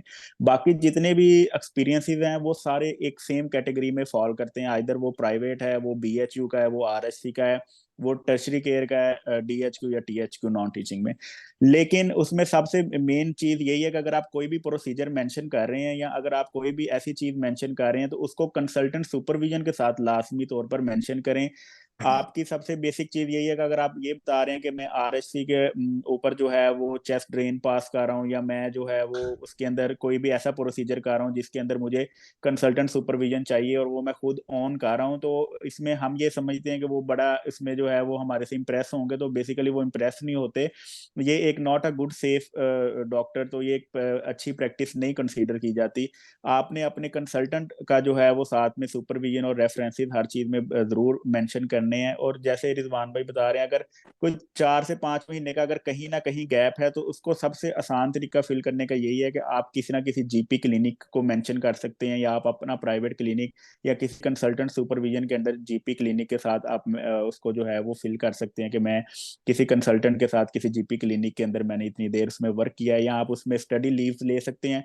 बट स्टडी लीव लेने के अंदर भी बाद में अगर आपसे कोई भी पूछा जाता है, जिस तरह मेरा हॉस्पिटल वेरी करता है, जो मेरा हॉस्पिटल है उन्होंने मुझसे ईच एंड एवरी एविडेंस जो है वो एज अ पेपर मांगा है, तो मैंने उनको प्रोवाइड किया है। लाइक अगर आप उनको कहते हैं कि मैंने 4 महीने स्टडी के या कोई एग्जाम दिया है, तो वो आपसे कोई ना कोई एग्जाम मांग भी सकते हैं कि ये हमें उसका कोई ना कोई पास है या फेल है, कुछ ना कुछ जरूर दिखाएं। तो दूसरी चीज यही है कि आप उसको GP क्लिनिक से भी फिल कर सकते हैं, और आप अपनी जो भी इसके अंदर टीचिंग हॉस्पिटल का एक्सपीरियंस है या नॉन टीचिंग का, उसको लाजमी तौर पर ऐड करें और अपनी स्किल्स को जरूर ऐड करें। और जॉब सिक्योर होने के लिए दो ही चीजें देखी जाती हैं कि are you a safe doctor, और have you a good communication skills. तो इसीलिए जो आप अपने आप को कम्युनिकेट कर रहे हैं वो अच्छे तरीके से करें, और जो दूसरा आप अपनी जो स्किल्स हैं उनको जरूर सब चीजों को मेंशन करें, बट एज अ सेफ। ठीक है, हम हाउस जॉब के अंदर एक आधी अपेंडिक्स कर देते हैं और बाद में हम अपनी सीवी के ऊपर लिख देते हैं कि इंडिपेंडेंट अपेंडेक्टमी मैं कर लेता हूँ। तो ऐसे काम ना करें, इन चीजों से आपका नेगेटिव इंप्रेशन ही क्रिएट होता है। यहाँ पे इंडिपेंडेंट अपेंडेक्टमी कंसल्टेंट के लेवल पे जाके ही होती है। ठीक है, तो वो उस हिसाब से चलें जिस हिसाब से इन चीजों का जो है वो आपको यहाँ पे बेनिफिट होगा। अच्छा, इस चीज में देन ना एक एक छोटा मेरा डॉक्टर रिजवान से दूसरा क्वेश्चन है, ये इधर भी क्वेश्चन किया है, मेरा भी यही है, क्योंकि हम पाकिस्तान में हर बंदा दो दो जॉब्स कर रहा है। अब देखिए, मैं जॉब कर रहा हूँ आईसीयू में, एवर केयर हॉस्पिटल में, वहाँ पे सारा इंटरनेशनल लेवल का हॉस्पिटल है और HML सिस्टम है, सारा कुछ है। एक मैं कर रहा हूँ गवर्नमेंट जॉब कर रहा हूँ, तो मुझे अब मैं कंफ्यूज हूँ कि मैं कौन सा एक्सपीरियंस दूँ उनको ना, या लिखूँ उसमें मेंशन करूँ। इसी तरह हर बंदा यहाँ पे दो जॉब्स कर रहा है। मैं मतलब जब से जॉब स्टार्ट की है हमेशा से दो जॉब्स ही रही हैं, कभी THU का भी रहा है और ऑन एंड ऑफ किया है कि मैं कोई प्राइवेट छोटा मोटा हॉस्पिटल में भी काम किया है। तो इस तरह लोग क्वेश्चन कर रहे हैं कि हम दोनों एक्सपीरियंस एक टाइम पीरियड में ऐड कर सकते हैं या एक एक्सपीरियंस ऐड करना है या एलिमेंट। नहीं, इसका जवाब मैं यही दूंगा कि specially if you are applying for a job और आपने उन दोनों में से देखना है कि कौन से एक्सपीरियंस आपको उसमें उस जॉब को सिक्योर करने में हेल्प करेगा, आपने वो अप्लाई बिल्कुल। करना है। यू आर हेल्प नॉट करते हैं। Gonna put both experience at the same time. हाँ, ठीक है, good. तो इट मीन्स कि you are not working well, you are honest with your job, like you are working two jobs at the like in a two job at the same time. That's very impossible to be honest. मतलब especially to them. हम, और मैं ये एक बात बता रहा हूँ, अपेंडेक्टमी की बात दूर से कर रहे हैं, तो पिछले दिनों क्या हुआ कि आई हैड अ पेशेंट जिसमें मतलब डिफरेंट मसला था, उसको ना स्टिचेस लगने थे, कोई 2-4 स्टिचेस लगने थे। तो कंसल्टेंट ना एकदम से आया ना, कंसल्टेंट आया देखने के लिए, तो मैंने ना बस वो 2-4 मिनट में स्टिचेस लगा दिए। तो ही वाज सो सरप्राइज्ड कि Rizwan, you did it so quickly, can I have a look. मतलब बेसिकली उसने जाके इसलिए देखना कहा कि इतनी जल्दी कैसे लगा लिया इसने ना। मतलब हम तो अपेंडेक्टमी तो बहुत बड़ी बात कर रहे हैं, इधर स्टिच लगाने पे भी if you are doing it very fast it means they think you might have made some mistake. तो वो उस चीज को देखा, उसने फिर जाके देखा, ध्यान मारा, अच्छा या यू डिड वेरी वेल करके जो ना निकल गया। Good. तो बेसिकली उसने डायरेक्टली क्वेश्चन नहीं किया कि तूने खराब तो नहीं लगा दे, वो करते भी नहीं है। मतलब दे जी जी हैव देयर बिल्कुल। ओन वे कि दे जिसमें डोंट जाके, वांट। हाँ, हाँ yes, exactly they exactly. Observe. Yes. तो और ये जो से दो job eight the same time, you अब नो बेटर देन मैंने मी, भी ऐसे किया स्पेशली ना कि मैंने MR if you are camp किया है, वर्किंग, तो इफ मैंने स्पेशली अपना सारा कोई एक्सपीरियंस भी, इमरजेंसी का ऐड कर दिया है CV में, बाकी सारे स्किप दैट्स कर गुड, दिए। that's good. Especially so you are very much clear in your thought that हाँ, you are yes. gonna get your job in emergency. Emergency, So yes. so you will easily get shortlisted for the job. Okay, if you put everything in your CV, like you've been applying for the gynae medicine and you have हाँ, the experience of the surgery, they are not gonna shortlist you for that job. मैं तो तो उस time से भी experience लेके आया हूँ इमरजेंसी का। मैं मतलब एज ए जनरल ड्यूटी करता था, THU में इमरजेंसी कर रहा था ना, एज ए जनरल ड्यूटी किया है कोई 1.5 साल। तो मैं उसके पास गया हूँ, मैंने कहा मुझे ना, क्योंकि मेरी जॉब जो थी वो तो डिस्पेंसरी थी, मैंने कहा वो तो मैटर ही नहीं करती। अब मैं इमरजेंसी को चूज किया है, तो मैं स्पेशल MS को ढूंढा है, उससे कहते हैं इमरजेंसी का एक्सपीरियंस साइन करवा के प्रॉपर उनकी ईमेल भी ऐड करवाई है, क्योंकि ये ईमेल पे कंफर्म करते हैं। ये एग्जैक्टली बात याद रखनी है एग्जैक्टली कि आपने अगर एक्सपीरियंस देना है, रेफरेंस देना है, रेफरेंस में ईमेल लाजमी मेंशन करनी है एग्जैक्टली। किसी तो भी reference consultant. Is like an, और यहाँ पर वो चेक करनी है कि वो आपने ना वो पेज निकाल के देना है कि कॉपी करवा के, जी मैंने यहाँ पर काम किया, आपने बताया है मैं इस हॉस्पिटल में काम करता रहा हूँ, उसकी आपने ईमेल डाल देनी है। ईमेल ईमेल डाल देनी है बस। ठीक है, बिल्कुल, वो वो वेरीफाई आपके करें। ये हॉस्पिटल को ईमेल करेंगे, भाई ये बंदा काम करता रहा है कि नहीं। तो ये अच्छे लोग हैं, ये आप पे ट्रस्ट कर लेते हैं, दे डोंट आस्क बिल्कुल। For like each and everything के हाँ, हाँ। अगर शक हो जाए तो फिर करते हैं कंफर्मेशन।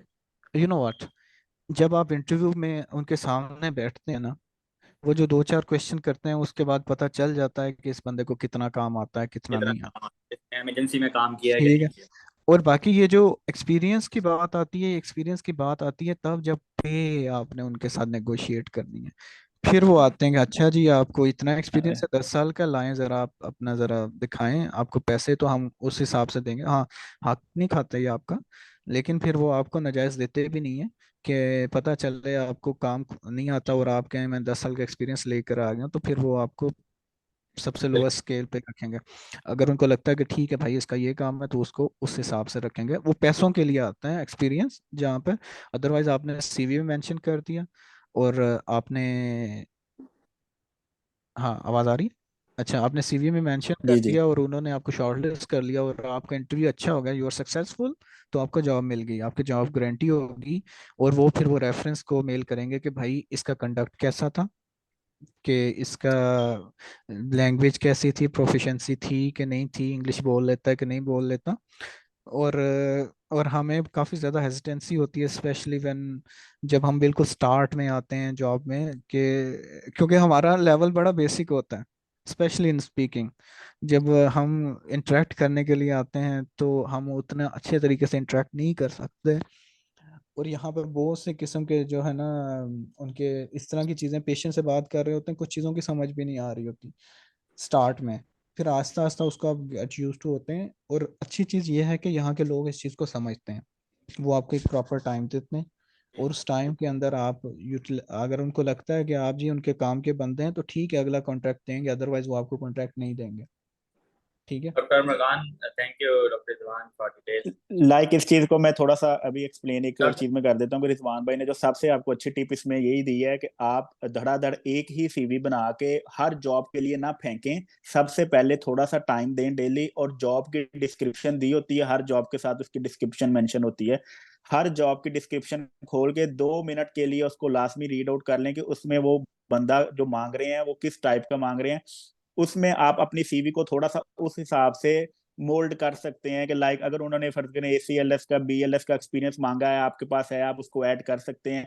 अगर उन्होंने कोई स्किल मांगी हुई है आप उसको ऐड कर सकते हैं जो कि आप पाकिस्तान में लर्न कर सकते हैं, या कोई भी ऐसी चीज हो तो वो आप उन चीजों को मेंशन कर सकते हैं। और एक और क्वेश्चन बहुत ज्यादा आता है कि हमारे पास रेलिवेंट एक्सपीरियंस, फर्ज करें हमने काम किया है एनेस्थीसिया में और इमरजेंसी मेडिसिन में, तो क्या हम इरेलीवेंट जॉब्स के अंदर भी अप्लाई कर सकते हैं कि नहीं मैं ENT की जॉब आती है, फलां आती। आप बिल्कुल उनमें अप्लाई कर सकते हैं, इसमें करने में कोई हर्ज नहीं है। लेकिन फर्ज करें अगर एक हॉस्पिटल है उसके एक HR को सारी सीवीज जा रही हैं, तो कोशिश करें कि रेलिवेंट जॉब्स के ऊपर पहले अपनी सीवीज ड्रॉप करें बजाय इररेलीवेंट एक्सपीरियंस को ड्रॉप करने के ऊपर।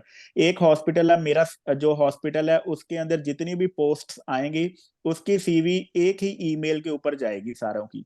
तो आप उसके अंदर अगर फर्ज करें अपनी आपका एक्सपीरियंस है सिर्फ और सिर्फ कार्डियो का या इमरजेंसी मेडिसिन का, और आप सारी पोस्ट के ऊपर जो है वो अपने अपनी सीवीज बार बार फेंक रहे हैं, तो ऐसे ना करें। आपका जो रेलिवेंट एक्सपीरियंस है उसको पहले कंसीडर करें।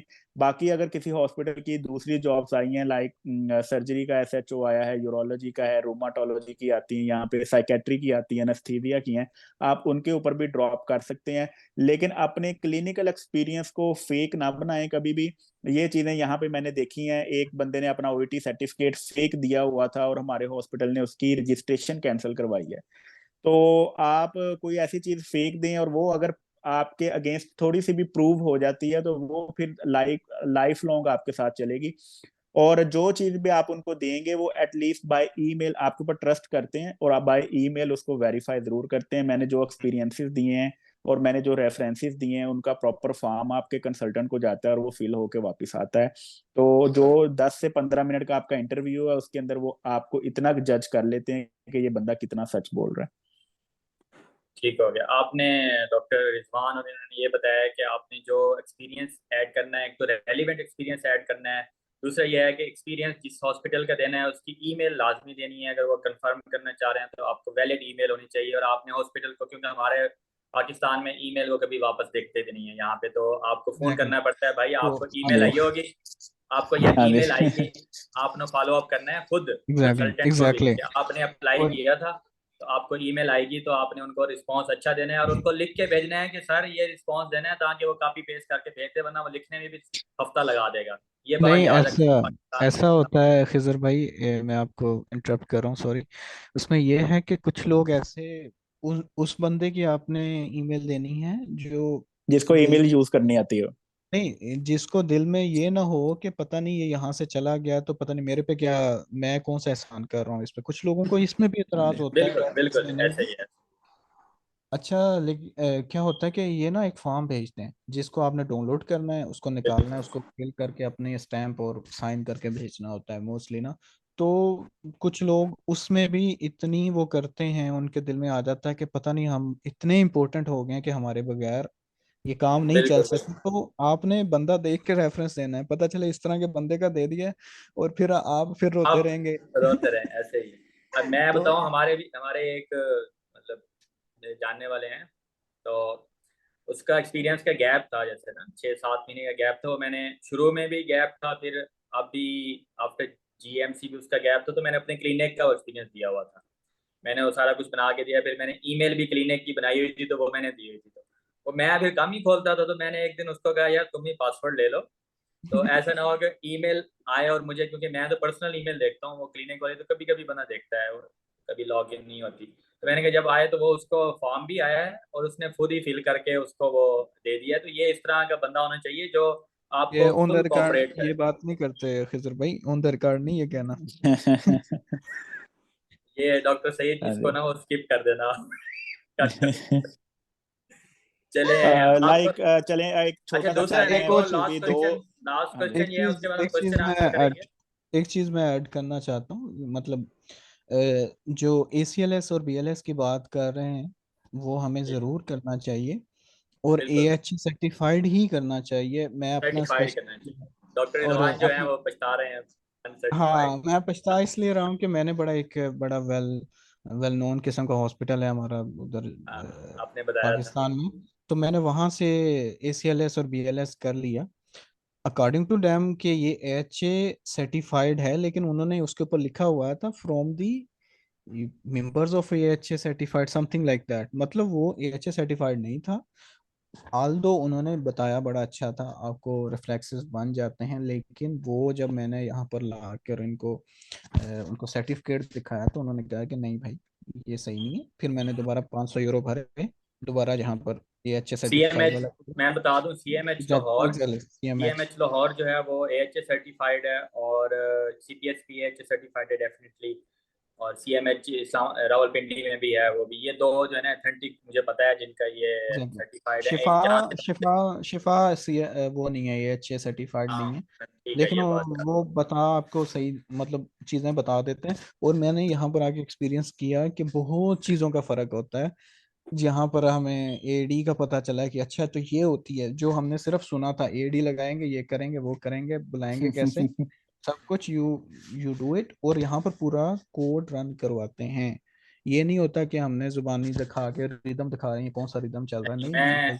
जहाँ एवर यहाँ पर केयर में काम कोड। कर रहा हूँ वहाँ पूरा कोड अनाउंस होता है, और पूरी टीम है उनकी ना, रिस्पेक्ट है, एग्जैक्टली पूरी टीम है, एग्जैक्टली। उसको हम फॉलो करते हैं यहाँ। स्पेशली यू आर एक वर्किंग इन A&E, तो इन A&E तो इट्स वेरी हाँ कंपल्सरी कि आपको इस चीज़ का पता हो। डॉक्टर मगान, टाइम बड़ा लेंथी होते जा रहा है, आखिरी क्वेश्चन जो है उसके बाद हम क्वेश्चन आंसर के सेशन मुझे करेंगे। मुझे सिर्फ एक छोटा सा टाइम दे दे, मैं इंटरव्यू के जी बारे में जी एक जो है वो 1 मिनट की जो है वो सिर्फ और सिर्फ डिस्क्रिप्शन जी दे जी, देता हूँ। इसके साथ बेसिकली आप जब ये भी ऐड कर दीजिएगा। एक तो ये जी बता दें मेंबरशिप एग्जाम का कोई फायदा होता है, और दूसरा आप इंटरव्यू के बारे में भी बता दें। जी जी, मेंबरशिप। मेंबरशिप एग्जाम का बहुत ज्यादा फायदा है। मेंबरशिप एग्जाम हर जो है वो बंदा जिसने मेंबरशिप नहीं दिया हुआ उसके ऊपर प्रायोरिटाइज किया जाएगा शॉर्ट लिस्टिंग के हवाले से। ठीक है, मेंबरशिप एक ऐसा एग्जाम है कि जिसको आयरलैंड के अंदर बहुत ज्यादा जो है वो प्रेफरेंस दी जाती है। अगर कोई किसी ने नहीं भी किया हुआ तो वो यहाँ पे भी उसको गाइड जरूर करते हैं कि आप मेंबरशिप एग्जाम अपना दें, उससे आपके नॉलेज में भी इजाफा होता है और उसमें आपको आगे अपने कैरियर ट्रैकिंग के अंदर भी बहुत ज्यादा हेल्प मिलती है। अगर आपने कोई BST लेनी है यहाँ पे या कोई GP प्रोग्राम में जाना है तो उसमें आपके जो एग्जाम है वो बेसिकली है ही एक ही एग्जाम है जिसको वो मेंबरशिप एग्जाम ही समझते हैं। बाकी जितने भी लाइसेंसिंग एग्जाम है उनको ये कंसीडर नहीं करते। सेकंड थिंग इज दैट है कि अगर फर्ज करें आपकी शॉर्ट लिस्टिंग हो गई है तो आपका जो है वो 40% काम हो गया। अब 60% आपने अपनी जो जॉब है वो इंटरव्यू में सिक्योर करनी है। लाइक 10 to 15 लोगों की शॉर्ट लिस्टिंग आपके साथ हुई है और आपने उनके साथ compete करके नंबर 1 या नंबर 2 पे आना है तो आपको जॉब मिलेगी। तो आप इंटरव्यू के अंदर जब भी अपीयर हुए तो उसकी प्रॉपर प्रिपरेशन करके इंटरव्यू के लिए जाएं। वैसे ही बिल्कुल ना बैठ जाएं, उन लोगों के ऊपर कभी भी बिलीव ना करें जो ये कहेंगे कि इंटरव्यू में बस सादा गप्पे शप्पे होती हैं, कुछ नहीं पूछा जाता। अब जो भी इंटरव्यू होते हैं उसके अंदर आपसे क्लिनिकल नॉलेज भी सुना जाएगा, उसके अंदर आपको हर तरह से असेस किया जाएगा, आपकी कम्युनिकेशन स्किल्स को भी असेस किया जाता है, आप अगर सेफ डॉक्टर हैं या आप सेफ प्रैक्टिस करते हैं उस चीज को भी असेस किया जाता है। रेदर इंटरव्यू सिर्फ और सिर्फ 10 से 15 मिनट के दरमियान आपका होगा और उसमें ये आपकी सारी चीजें जो है वो असेस हो जाती हैं। सबसे पहले तो आप एक डिसेंट सी ड्रेसिंग करके बैठे और आपका इंटरनेट प्रॉपरली वर्किंग कर रहा हो, आपके फेस पे एक स्माइल होनी चाहिए और आप उनकी बात को बिल्कुल जो है वो केयरफुली लिसन करें पहले और उसके बाद फिर उनका आंसर करें। अगर आपको उनका एक्सेंट समझ में नहीं भी आ रहा तो आप पैनिक ना हो, आप उनसे रेदर दोबारा पूछ सकते हैं। वो बहुत हैप्पी होते हैं इस बात पे कि आपने उनसे दोबारा बात पूछी है, या पेशेंट भी इस बात पे हैप्पी होता है कि मुझे आपकी बात समझ में नहीं आई, आप मुझे दोबारा एक्सप्लेन कर दें। वो आपको बिल्कुल एक्सप्लेन करेंगे, आप उसके बाद पहले उनकी बात को सुने समझें और फिर जवाब दें। पहले वो जब भी इंटरव्यू स्टार्ट करते हैं मोस्टली वो आपको यही कहते हैं कि आप अपनी सीवी से हमें गो थ्रू करवाएं, एक दफा आप अपनी उनको सीवी बताएंगे तो आप उनको आफ्टर ग्रेजुएशन से शुरू करें और अपना हाउस जॉब का एक्सपीरियंस और अपने जो भी आगे क्लिनिकल एक्सपीरियंसेस आपने किए हैं उनके बारे में उनको गो थ्रू करें। देन उसके बाद आपसे वो पूछेंगे कि आपका क्या इंटरेस्ट है आगे लाइफ में, आपके क्या गोल्स हैं, आपने ये जो फील्ड चूज की है इसमें आपका क्या इंटरेस्ट है। इस तरह की बातें वो आपसे पूछते हैं कि आप किस तरह उनके साथ सेफ प्ले करते हो, किस तरह उनको आंसर देते हो और किस तरह उनके साथ कम्युनिकेट कर सकते हो। देन वो आपसे क्लिनिकल क्वेश्चन पूछते हैं। क्लिनिकल क्वेश्चन बेसिकली वो एक भी पूछते हैं, दो भी पूछ सकते हैं। तो क्लिनिकल क्वेश्चन को बहुत अच्छे से सुने और ये समझें कि वो पूछ क्या रहा है, वो आपकी अप्रोच पूछ रहा है या वो आपसे मैनेजमेंट पूछ रहा है। लाइक वो आपसे पूछेगा कि एक पेशेंट है वो स्ट्रोक के साथ आता है और वो जो है उसका जीसीएस इतना है और उसका जो है वो अल्टर्ड मेंटल स्टेट है ये है, आप उसको अप्रोच कैसे करेंगे। तो एक पेशेंट की अप्रोच डिफरेंट है और एक पेशेंट की मैनेजमेंट डिफरेंट है। हम लोग आते ही बताना शुरू हो जाते हैं कि हम लोग उसको ये मेडिसिन दे देंगे, ये मेडिसिन दे देंगे, ये मेडिसिन, तो ये एक सेफ प्रैक्टिस नहीं है। आपने टीम वर्क के साथ चलना है। जैसे आपको रिजवान भाई ने बताया कि सबसे पहले यही चीज देखी जाएगी कि आप सेफ डॉक्टर हैं कि नहीं। आपने टीम कम्युनिकेशन करनी है, आपने टीम वर्क के साथ चलना है और आपने फिर उसको पहले अपनी अप्रोच के साथ जो है वो उसको आगे फॉलो करना है। तो इंटरव्यू जो है वो आपको बेसिकली जो बताएगा, और आप का जूम पे जब इंटरव्यू हो रहा होता है, मैंने तो यहाँ पे आके इन पर्सन भी इंटरव्यू दिया है और जूम पे भी इंटरव्यूज दिए हैं, तो उनमें काफी ज्यादा डिफरेंस होता है। इसलिए आप एक्सेंट से और अंदर जो भी अगर कोई फंबल आ रहा है तो उससे आप बिल्कुल भी परेशान ना हो, कॉन्फिडेंट रहें और हर चीज का जो है वो उनको प्रॉपर आंसर करें। अगर आपने कोई भी चीज ऐसी नहीं की हुई जो जिसके बारे में वो आपसे पूछ रहे हैं, एटलीस्ट आपको उसका नॉलेज होना चाहिए, और ये सारी चीजें आपको जॉब डिस्क्रिप्शन में से मिल जाएंगी। जब भी इंटरव्यू आए जॉब डिस्क्रिप्शन जरूर खोल के देख लें कि मैंने इस जॉब के लिए अप्लाई किया था, इसकी जॉब डिस्क्रिप्शन में क्या क्या चीजें इनकी रिक्वायरमेंट है और मेरी जॉब ड्यूटीज क्या है। उसके अंदर फिर कुछ टॉपिक्स भी दिए होते हैं, वो आप पढ़ भी सकते हैं और उनके बारे में आप से वो डिटेल्ड क्वेश्चंस भी करते हैं। ठीक हो गया, thank you very much doctor मगान, doctor Rizwan. अब हम थोड़ा सा क्वेश्चन आंसर तरफ आते हैं। तो कुछ क्वेश्चन लोगों ने हाउस जॉब सर्टिफिकेट रोटेशन का पूछा हुआ है, ये हम सेशन एक क्लास कर चुके हैं, तो वो उसका लिंक जो है जी वो आप उसका देख, लिंक इनको दे दें, बेशक वो उधर से देख हाँ लेंगे। वो लिंक देख सकते हैं जो उसके बारे में पूछ चुके हैं। बाकी जो क्वेश्चन एक पूछा हुआ था एक्सपीरियंसेस का, वो आपने डॉक्टर रिजवान ने बड़ा डिटेल दिया था कि आपने रेलिवेंट एक्सपीरियंस को करना है। तो इसके अलावा मैं इसको समराइज कर देता हूँ कि सीवी जो है आपकी टू द पॉइंट होनी चाहिए, उसमें रेलिवेंट एक्सपीरियंसेस होने चाहिए, और अगर गैप है तो उसको अगर आप एडजस्ट कर सकते हैं उसको वेरीफाई भी करवा सकते हैं तो वो उस तरह हो। वरना गैप को इतना ज़्यादा परेशान नहीं होना, उसको आप किसी भी एग्ज़ाम की बेस पे किसी बेस पे उसको आप वो कर सकते हैं। मगर ये है कि 6 महीने से ज़्यादा गैप नहीं होना चाहिए, ये बात आप नोट कर लें। आप कोशिश करें कि उसको आप मिनिमाइज करें, जितना गैप मिनिमाइज होगा उतना आपका फायदा होगा। वो कहेंगे कि ये क्लिनिकल के साथ इन टच रहा है। और दूसरा इन्होंने ये बताया कि आपने अपनी सबसे पहले क्लिनिकल एक्सपीरियंसेस ऐड करने हैं, क्लिनिकल एक्सपीरियंस के साथ आपने अपनी ईमेल जो है उसकी लाजमी देनी है, और उस बंदे की देनी है जो उसको वेरीफाई कर सके। उस बंदा ना हो कंसल्टेंट आपको जानता हो, अच्छी तरह जानता हो, आपका टीचर हो, आपकी उसके साथ बनती हो, पाकिस्तान में खासतौर पर। तो और दूसरा ये है कि वो आपका क्या कहते हैं वो भी जो फीडबैक है वो अच्छा लिखे। अगर नहीं लिख रहा आप उसको फॉलो करें और उसको लिख के भेजें कि सर इस तरह का फॉर्म आएगा या ये फॉर्म है मुझे भेजें, मैं उसको लिख के देता हूँ ताकि आप उसको दोबारा ईमेल कर सकें। इस तरह पाकिस्तान में होता है। दूसरा चीज़ जो उन्होंने बताई है कि आपने ऑडिट करने हैं, हॉस्पिटल के ऑडिट। आप आजकल हर चीज़ यूट्यूब पे है, आप यूट्यूब पे सर्च करें ऑडिट कैसे करना है। क्वालिटी इंप्रूवमेंट प्रोजेक्ट करें। क्वालिटी इंप्रूवमेंट थोड़ा, जो ऑडिट है वो छोटी बहन है क्वालिटी इंप्रूवमेंट प्रोजेक्ट की। क्वालिटी इंप्रूवमेंट प्रोजेक्ट एक बड़ी चीज़ होती है, ठीक है। उसके उसके बाद जो है क्वालिटी इंप्रूवमेंट प्रोजेक्ट से बड़ी चीज़ होती है रिसर्च, ठीक है। रिसर्च वर्क आपने करना है, वो एक बड़ी चीज़ होती है, उससे भी क्वालिटी इंप्रूवमेंट प्रोजेक्ट से। तो आपने रिसर्च करनी है, रिसर्च कोशिश करें आप मिलके करें, कोई इतना मुश्किल नहीं है, हर चीज़ यूट्यूब पे मौजूद है, ठीक है। और अगर आपने फेक भी कराई है तो उसकी, जैसे अभी मैंने थीसिस अपना दिया है, तो मैंने फेक नहीं कराया, मगर यह है कि मैंने थीसिस दिया तो उसमें उन्होंने थीसिस डिफेंड करते हुए भी सबसे पहले यही पूछा है कि उसकी मेथोडोलॉजी क्या है। मेथोडोलॉजी क्या है, उसमें सैंपल क्या था, किस तरह किया आपने, क्या किया है, ये मेथोडोलॉजी लाजमी आनी चाहिए, ठीक है। उसका आपने एब्स्ट्रैक्ट क्या था, कंक्लूजन क्या था, किस तरह हुआ था, कि किस बेस पे किया था, ये मेथोडोलॉजी आपको अगर आप रिसर्च करेंगे तो उससे आपको आइडिया हो जाएगा कि उसमें क्या क्या होता है, ठीक है। और दूसरा ये है कि आपने कोई टीचिंग सेशंस कराए हैं, टीचिंग को बड़ा माना जाता है वहाँ पे, टीचिंग सेशंस कराए हैं कोई आपने वर्कशॉप कंडक्ट कराई है, कोई क्या कहते हैं, कोई टीचिंग एक्टिविटी कराई है, कोई भी इस तरह की एक्टिविटी कराई है, उसका भी बड़ी क्या कहते हैं वर्क होती है। ये चीज़ें आपने अपनी सीवी में ऐड करनी है। तो और जो जॉब का है वो डॉक्टर रिजवान ने हमें बताया कि मेन वेबसाइट है वो HSE.ai शायद बताया उन्होंने। और उसके अलावा जी। लिंक्डइन पे भी आप सर्च कर सकते हैं। यहाँ पे मतलब दो क्वेश्चन आए हैं, एक तो बड़ा वैलिड क्वेश्चन है, उसके अंदर वो यही है कि आप ओईटी के बगैर जॉब के लिए अप्लाई जरूर कर सकते हैं, but at the time of your first job you should have a valid OET. ये कॉन्सेप्ट भी क्लियर होना चाहिए कि आपकी जब पहली जॉब हो रही है उस टाइम पे आपके पास वैलिड ओईटी लाजमी होना चाहिए, वरना ओके हॉस्पिटल एक्सेप्ट नहीं करता। और ओके, दूसरी लेट मी चीज यही है कि एक can I interrupt? Okay, so yes yes इस यस चीज़ का इस चीज़ का ना, it varies from hospital to hospital as hospital. Okay well. Like when okay I got my job, my OET was expired.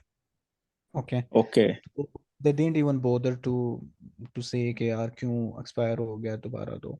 It's okay not like that. It depend कि आपका hospital कैसा है, आपका hospital to hospital, HR। But मेरे से उन्होंने जो है वो इस बारे में जो है वो एग्जैक्टली, डिटेल्ड आपका वो ली थी। हॉस्पिटल हाँ काफी ज्यादा कॉशियस है।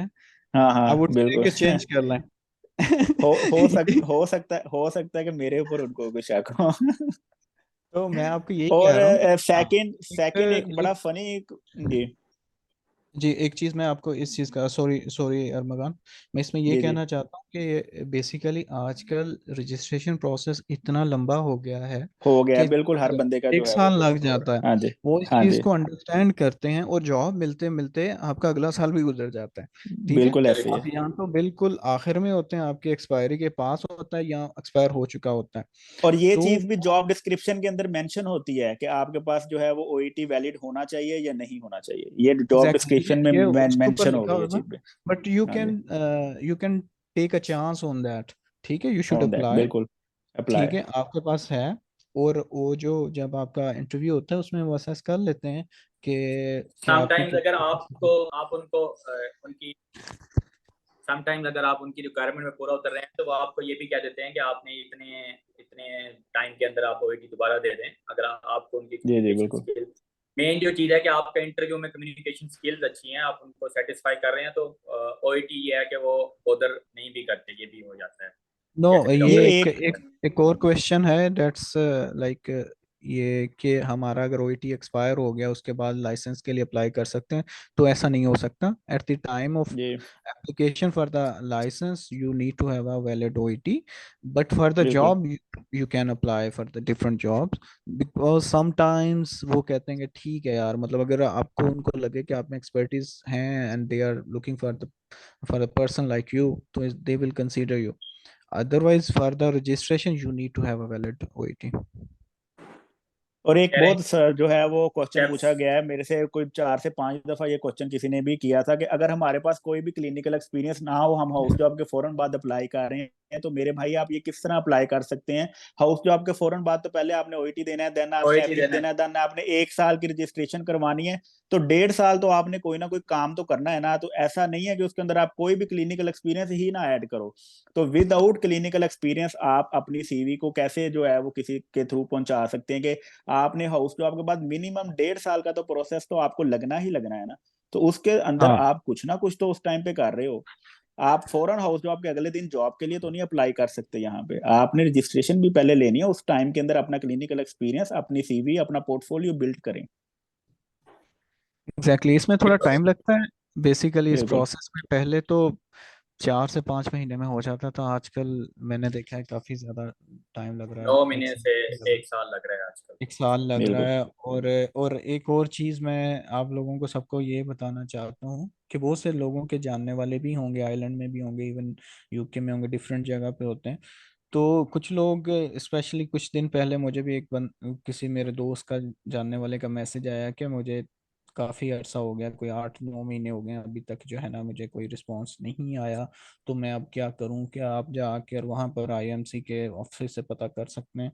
तो इस चीज़ का मैं आपको ये बता सकता हूँ कि ऐसा कुछ नहीं होता।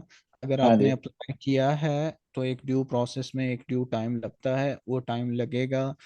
नो डेज देर बहुत हाई वॉल्यूम है, लोग हर कोई अप्लाई कर रहा है। स्पेशली आजकल ये होता है कि मतलब लेट्स से जैसे अभी क्वेश्चन भी आया था कि यूएसएमएलई वाले कर सकते हैं, यूएसएमएलई के लिए भी लोग प्लैब या मतलब प्लैब के लिए ओईटी देते हैं या यूएसएमएलई के लिए ओईटी देते हैं।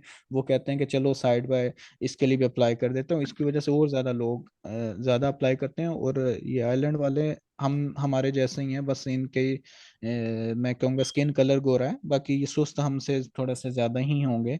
तो ये बड़ा टाइम लेते हैं, तो बड़ा आराम बिल्कुल से ऐसा। ठंड रखा करें, साल लग जाएगा। हाँ, ये सारी उनको आप चीजें हमने लास्ट सेशन में कवर की थी कि अगर हाँ यहाँ हाँ पे ये सब, रजिस्ट्रेशन ये सेंटर के जिनको, अंदर भी अगर कोई बंदा आपका वर्क कर रहा है ना तो भी वो आपकी हेल्प नहीं कर सकता। ये क्यू बेस्ड एग्जैक्टली प्रोसेस है और आपको उसके टाइम से हाँ एग्जैक्टली हर बंदे को जो है वो गुजरना पड़ेगा।